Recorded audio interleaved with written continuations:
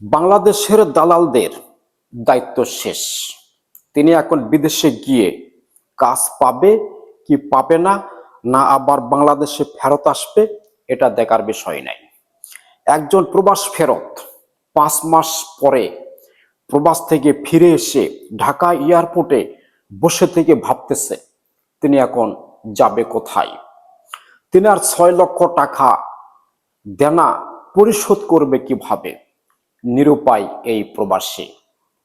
সালামু আলাইকুম, আশা করি সবাই ভালো আছেন এবং সুস্থ আছেন। প্রিয় বাংলাদেশ, একজন প্রবাসী অনেক স্বপ্ন, অনেক আশা নিয়ে প্রবাসে পাড়ি জমায়, দেশ ছাড়ে এবং পরিবার ছেড়ে প্রবাসে পাড়ি জমায়। 5 লক্ষ 6 লক্ষ টাকা খরচ করে দালালদের হাতে দিয়ে সেই প্রবাসীটা অনেক স্বপ্ন দেখে যে এই 5 লক্ষ টাকা 6 লক্ষ টাকা দিয়ে খরচ করে দালালদের হাতে দিয়ে আমি যেন প্রবাসে গিয়ে এই 5 লক্ষ 6 লক্ষ টাকার বিনিময়ে আমি যেন আমার পরিবারকে সচ্ছলতা নিয়ে আসতে পারি এবং আমি যেন সফল হয়ে আবার দেশের মাটিতে ফিরে আসতে পারি।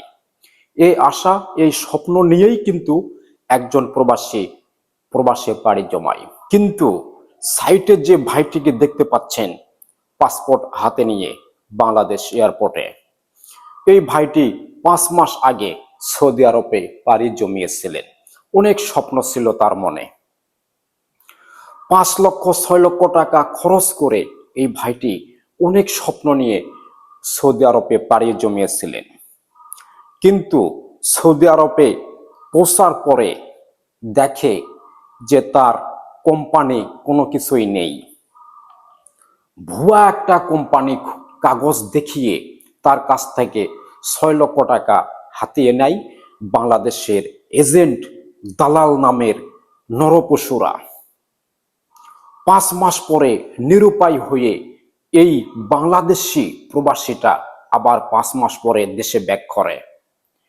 এয়ারপোর্টে নামার পরে তিনি এখন ভাবতেছে তিনি এখন কি করবে বা কোথায় যাবে, তার ঠিকানাটা কোথায়। এখন তিনিও তো বাংলাদেশের নাগরিক, তিনারও তো সুন্দরভাবে বসবাস করার অধিকার আছে, কিন্তু সেই অধিকারটুকু কেড়িয়ে নিয়েছে বাংলাদেশের কিছু সংখ্যক দালাল নামের নরপশুরা।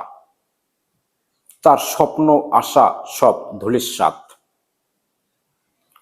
এখন তিনি ভাবতেছে যে তিনি বাড়িতে গিয়ে এই সুন্দর মুখটা কিভাবে দেখাবে।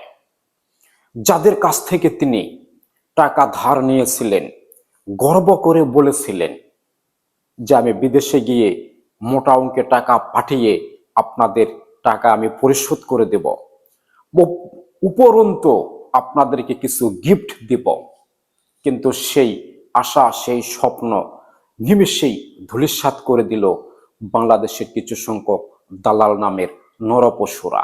এরকম হাজার হাজার অসহায় প্রবাসীর স্বপ্ন ধূলিসাৎ করে দেয় বাংলাদেশের কিছু সংখ্যক অসাধু ব্যবসায়ীরা। প্রিয় বন্ধুরা, যে যেখানে থাকবেন ভালো থাকবেন এবং সুস্থ থাকবেন।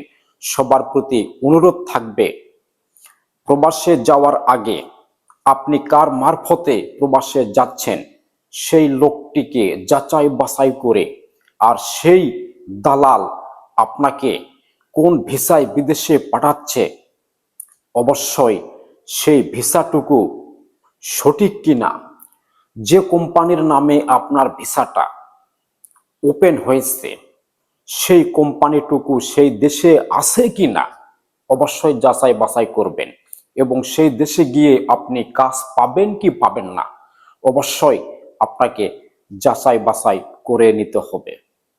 তো পরিশেষে একটি কথাই বলবো, যে যেখানে থাকবেন ভালো থাকবেন, সুস্থ থাকবেন এবং নিরাপদে থাকবেন। আর এই ভাইটির জন্য সবাই একটু দোয়া করবেন। আসলে এই ভাইটির জন্য এই দুশ্চিন্তা থেকে মুক্তি পায় এবং এই ভাইটির পরিবার যেন এই ভাইটিকে আবার বাড়িতে ফিরিয়ে নেয়। ভালো থাকবেন। আল্লাহ হাফেজ। সালামু আলাইকুম।